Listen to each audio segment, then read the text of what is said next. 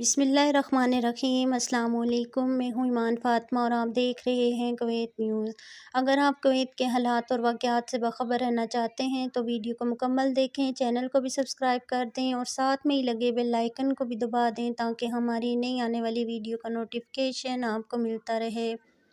बढ़ते हैं ख़बरों की जानिब और शामिल करते हैं आज की पहली खबर। कुवैती फ़ौज में ख़वातीन के हिजाब पहनने की कोई कानूनी हैसियत नहीं है।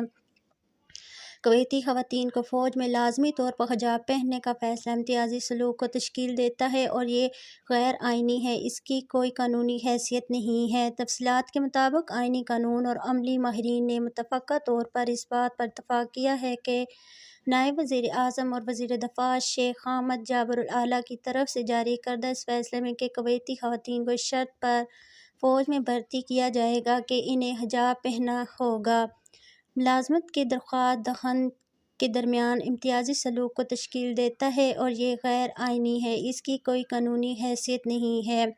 रोज़नामा अल-क़ब्स को दिए गए एक ख़ुसूसी बयान में उन्होंने कहा है कि अवामी उम्दा रहने वालों के लिए हिजाब पहनने की शराइत कुवैती आइन से मुतसादम है, जो इसके बहुत से आर्टिकल्स में शख़्सी आज़ादियों के तहफ़्फ़ुज़ की तस्दीक करता है। उन्होंने मज़ीद कहा है कि फ़ौज या रियासत में किसी भी सरकारी मुलाज़मत में शामिल होने की आइनी ज़रूरियात के लिए हिजाब पहनना कानूनी तौर पर लाज़मी नहीं है।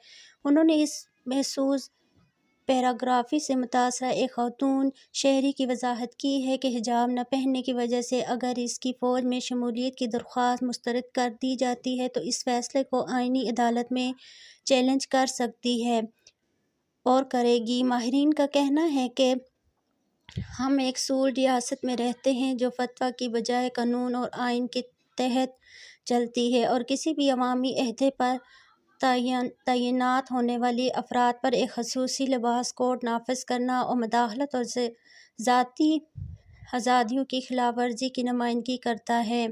उन्होंने सवाल किया है कि कुवैती ख़वातीन को फ़ौज में भर्ती करने के लिए हिजाब की शर्त क्यों लाज़मी करार दी गई है, जबकि नेशनल गार्ड और पुलिस फ़ोर्स में शामिल होने वालों पर यह शराइत लागू नहीं होती। उन्होंने वज़ारत दिफ़ा के इस फ़ैसले को भी तनकीद का निशाना बनाया, जो वज़ारत औक़ाफ़ की फ़तवा अथॉरिटी के फ़तवे पर मबनी है कि फ़ौज में शामिल होने वाले ख़वातीन के लिए सरपरस्त या शौहर से मंजूरी लेना ज़रूरी है। उन्होंने मुतालबा किया है कि इस फ़ैसले को आइनी अदालत के मनसूख करने से पहले वापस लिया जाएगा, क्योंकि ये एक नाक़िस फ़ैसला है जो रियासती आइन और कानूनी तौर पर गलत है।